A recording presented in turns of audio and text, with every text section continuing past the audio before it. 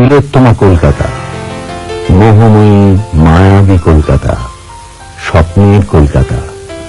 ৩০০ বছর পেরিয়েও আজও যে শহর স্মৃতি, সত্য এবং ভবিষ্যতের সঙ্গে একাকার, কল্লোলিনী কলকাতা। একদা ভারতের রাজধানী, যা আজও ফুটবলের মক্কা। ঐতিহ্য আর আধুনিকতার অপূর্ব মেলবন্ধন শহরের প্রতিপারে। আর এই কলকাতার হৃৎপিণ্ড হল কলকাতার ময়দান। এই ময়দানের উত্তর পশ্চিম কোণে ভাগীরথীর পূর্ব পারে বিস্তৃত সবুজ ভূখণ্ডের মধ্যে দাঁড়িয়ে আছে কালের কপল তলে শুভ্র সমুজ্জ্বল মোহনবাগান অ্যাথলেটিক ক্লাব। শতাব্দী পেরিয়ে যার বর্তমান অতীতের চেয়েও গৌরবময়, যার বর্তমান ভবিষ্যতের সব স্বপ্নের পরিপূরক। মোহনবাগান শুধু একটি ক্লাব নয়, মোহনবাগান একটি আবেগের নাম। মোহনবাগানের স্থান লক্ষ লক্ষ ভারতবাসীর মনের মণিকোঠা। মোহনবাগান তাঁবুতে এই যে কিছু স্মৃতিবাহী ছবি দেখছেন, কিংবা দেখছেন কিছু ট্রফি জয়ের ছবি, ভারতের বহু ক্লাবেরই এই সম্পত্তি আছে। কিন্তু ভারতের সম্পত্তি মোহনবাগান ক্লাব। এখনো যদি মোহনবাগানের মাঠটি কেড়ে নেওয়া হয়, প্যাভিলিয়নের ছবি ও ট্রফিগুলি ছিনিয়ে নেওয়া হয়, তবুও মোহনবাগান ক্লাব থাকবে। বাঙালি আত্মবিস্মৃত জাতি হওয়া সত্ত্বেও প্রজন্মের পর প্রজন্ম ধরে থাকবে। এই ব্যাপারে পূর্ব, পশ্চিম, উত্তর, দক্ষিণবঙ্গীয় বলে আলাদা কোনো গণ্ডি নেই। ধর্মের কাজল টানা চোখের আলাদা কোনো তীর্যক দৃষ্টিভঙ্গি নেই। কেননা বাঙালি রেনেসাঁর পরিণতিতে বাংলার সমাজ জীবন আলোড়িত করে যে সৃজনাত্মক প্রকাশ ও বেগবান কর্মধারা প্রবাহিত হয়েছিল, তাতে বাঙালি খেলার দিকটাও ভুলে থাকেনি। তারই স্বাক্ষর মোহনবাগান ক্লাব।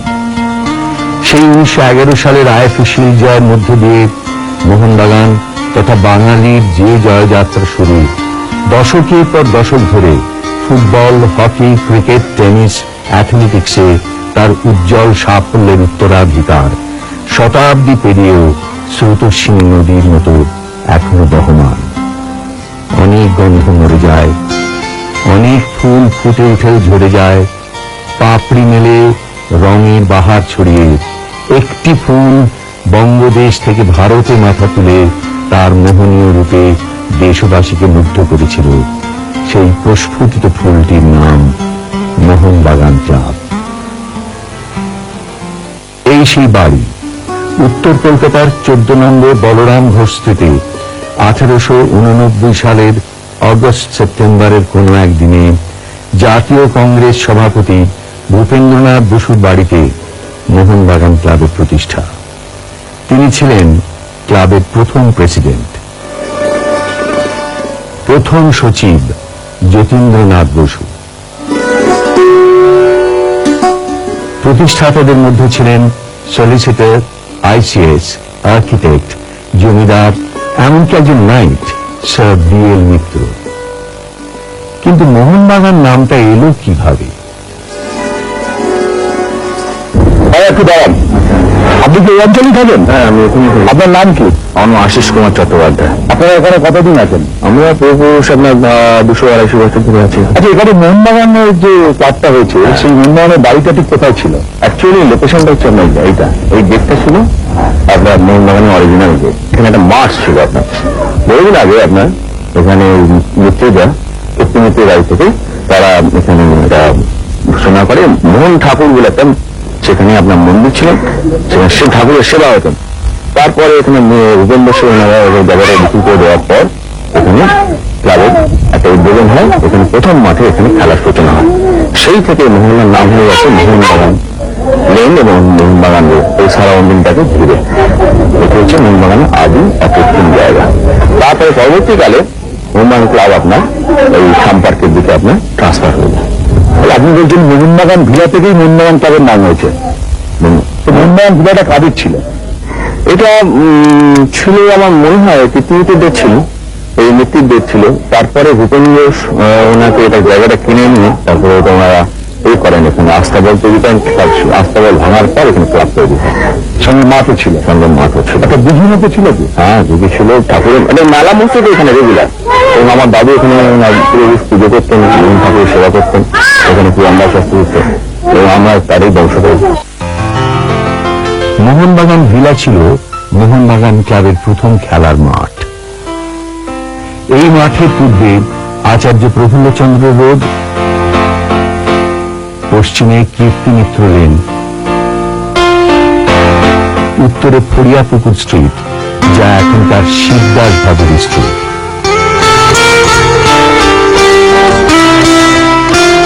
আর দক্ষিণে মোহনবাগান রোড। আমরা এখন দাঁড়িয়ে আছি শ্যামপুকুর লাহা কলোনির মাঠে, এবং 2 বছর 1892 থেকে 1894 এই 2 বছর তারা এখানে প্র্যাকটিস করে। এই সেই বিখ্যাত লাহা কলোনির মাঠ। ক্লাব প্রতিষ্ঠার সময় মোহনবাগানের নাম ছিল মোহনবাগান স্পোর্টিং ক্লাব। পরে প্রেসিডেন্সি কলেজের অধ্যক্ষ প্রফেসর রোর পরামর্শে 1 বছর পর নাম বদলে হয় মোহনবাগান অ্যাথলেটিক ক্লাব। তখন ক্লাবের প্রতীক ছিল বনের মধ্যে গাছের ছাওয়ায় বিশ্রামরত বাঘ। কিছুদিন পর প্রতীক পাল্টে হল পালতোলার নৌকা। 1911 প্রদীপের জ্বলে ওঠা, কিন্তু জ্বলে ওঠার আগে একটা ব্যাপার থেকে সলতে পারে না। সেই সময়টা আমার মনে হয় ধরা যাক 1900 সাল। তখন মোহনবাগানের সচিব হয়ে এলেন শৈলেন বসু। শৈলেন বসুর হাত দিয়ে মোহনবাগান যত কিছু সাফল্য পরে পেয়েছে তার ভিত্তিপ্রস্তর তার হাত দিয়ে স্থাপিত হয়। সচিব হয়ে শৈলেনবাবু মোহনবাগান ফুটবল দলটাকে তৈরি করতে শুরু করলেন। খেলতে খেলতে 1905 সালে প্রথম মোহনবাগান সাফল্য লাভ করল কোচবিহার ট্রফি জিতে। তারপরে 1906, 7, 8 পরপর 3 বছর ট্রেডস কাপ জিতে। তারপর আবার কোচবিহার কাপ জিতে। তারপর যেতে গ্ল্যাডস্টোন কাপ টুর্নামেন্ট হয়েছিল চুচুড়ায়। সেখানে মোহনবাগান আইএফএ সিরিজ ওই ড্যালাইসি ক্লাবকে হারায়। এটা সেই আমলে সাহেবদের দলকে এবং যারা আইএফএ সিরিজ জিতেছে এইরকম একটা দলকে মোহনবাগানের হারানো একটা বিরাট কৃতিত্ব, যেটা এখন বসে আমরা ঠিক ওটা বলতে পারবো না। তাও কি হারিয়েছিল 6-1 গোলে, অকল গোলে। এই জয় নিঃসন্দেহে বাঙালি চেতনায় তো বটেই, ভারতীয়দের মধ্যে একটা অভূতপূর্ব চাঞ্চল্য এবং সাড়া ফেলে দেয়। এরপরে মোহনবাগান ক্লাব আরেকটি আইএফএ সিরিজে দলকে হারালো, ক্যালকাটা ফুটবল ক্লাব। মিন্টো ফেট একটা এক্সিবিশন টুর্নামেন্ট, সেখানে ক্যালকাটা ক্লাবকে ফাইনালে 1 গোলে হারালো। এই যে পরপর 2টি আইএফএ সিরিজে সাহেব দলকে হারালো, এটাই পদক্ষেপ। এর পরের পদক্ষেপ হচ্ছে 1911। এই 1911 জয় অনুমান করতে পারি এখন সারা দেশ জুড়ে কি অভূতপূর্ব আনন্দের বানান ছুটিয়ে গেল। তখন খেলোয়াড়দের নিয়ে টানাটানি, তাদের বাড়িতে ডেকে এনে নিমন্ত্রণ খাওয়ানো এবং নানান রকম পারিতোষিক উপঢৌকন দেওয়া, এসব শুরু হল। এমনকি একজন বলেও ফেললেন যে এই মোহনবাগান দলকে তিনি টাকা খরচ করে ইংল্যান্ডে নিয়ে গিয়ে সাহেবদের দেখাবেন এদের খেলা খালি পায়ে কিভাবে বাঙালি ছেলেরা খেলে। শিবদাস ভাদুরী ছাড়া মোহনবাগান 1911 এই সাফল্যটি পেতে পারত। আর তার পেছনে যাদের অবদান, যতীন্দ্রমোহন বসু, বিশেষ করে ভূপেন্দ্রনাথ বসু এবং ননীলাল সেন, এদের অবদান চিরদিন মোহনবাগান প্রেমীরা কেন ভারতীয়রা যারা ভারতের ফুটবল ভালোবাসেন তারা মনে রাখবেন। 1911-এর 29শে জুলাই ক্যালকাটা মাঠে আইএফএ শিল্ডের ফাইনালে খালি পায়ে খেলে মোহনবাগান 2-1 গোলে হারিয়ে দিল ব্রিটিশ টিম ইস্ট ইয়র্কশায়ার রাইফেলসকে। তার আগে কোন ভারতীয় দল শিল্ড জেতেনি।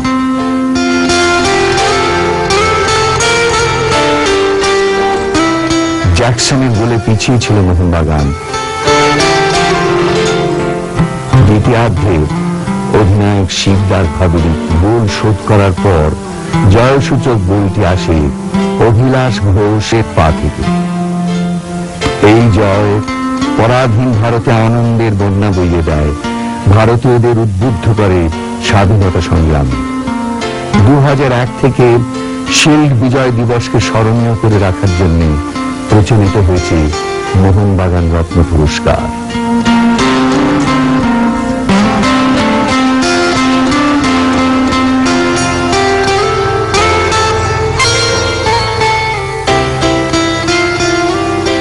সেটা আমাদের জাতীয় স্বাধীনতা আন্দোলনে সেই জন্য একটা স্থান পেয়েছে। কিন্তু তারও পরে খেলার উৎকর্ষের দিক থেকে এবং সাহেবদের সঙ্গে পাল্লা দিয়ে টেক্কা দেওয়া এদিক থেকে প্রথম মাথা তুলে দাঁড়ানো ভারতবর্ষের পক্ষ থেকে ফুটবলের ক্ষেত্রে হল মোহনবাগানের কৃতিত্ব। পরে Mohammedan sporting, east Bengal, Aryans ইত্যাদি, যদিও এরিয়ান্স আরো পুরনো ক্লাব।